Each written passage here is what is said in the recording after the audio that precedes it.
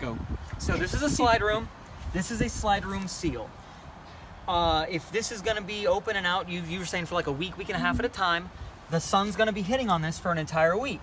Over time, over the years of use, this will get brittle, it'll dry rot, this goes in and out, and it will crack, and you'll start getting flakes on the inside that will stop this from working as accurately as it needs to. So they make something called slide room seal lubricant. Okay? It's this big thick foam, and you just spray it twice a year. I also told you twice a year check your batteries, so you can kind of make a date on the same time. You spray this big thick foam up and down. I kind of get it inside and out, just everywhere. It'll eventually evaporate. Just spray it everywhere twice a year, once every 6 months.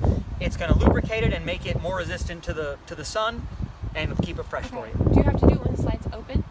I would, or at least partially open. Partially open. Yeah, And then for the top, just like a ladder? You can jump up on a ladder and do the same thing. These are the biggest ones because these are the ones that are more load bearing than just the top flap. Okay. But if you're already jumping up on the roof, maybe I was about to mention this. If you park under a tree or a place where there's a lot of sand kicking up or kids throwing frisbees, whatever, before you leave, you might want to jump on your roof to look on top to make sure there's not a stick, an acorn, a frisbee, because if you close it, it's going to take out your ceiling. When it slides in, it's going to rip it up. Yeah, so just make sure. Now, you don't have to do that every single time you close it, but if you know that it's been around things that might have fallen on there, it's a good idea. Okay. Okay? All right, water heater. There is nothing you need to do to use your water heater back here. It's all on the inside. It's a push of a button. It's super easy. Okay. The only reason I'm going to show you this is I mentioned earlier something called winterize. So if you're not going to use this during the winter, if you're not going to be in it, if you're in it, it's fine because you're running the water. If you're leaving it alone, it can freeze, and when it freezes, it expands and it cracks the tubing. So even if you're not going to do a full winter, what we call a full winterize, which is putting antifreeze in here and getting it nice and set, you at least want to drain the water from it. Go inside, turn all the water off, just get all the water out of the unit.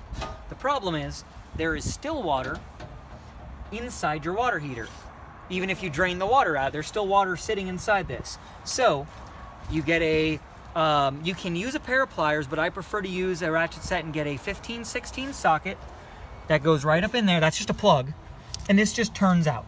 This just turns out, and water falls to the ground. I just put the plug right there, and then later when I'm done, I'll put it back in, and I'll close it back. Now, if this ever is going to sit somewhere north or maybe down here even, and it's going to freeze, I'll talk to you about how to put antifreeze in there. Okay, we'll do that on the inside.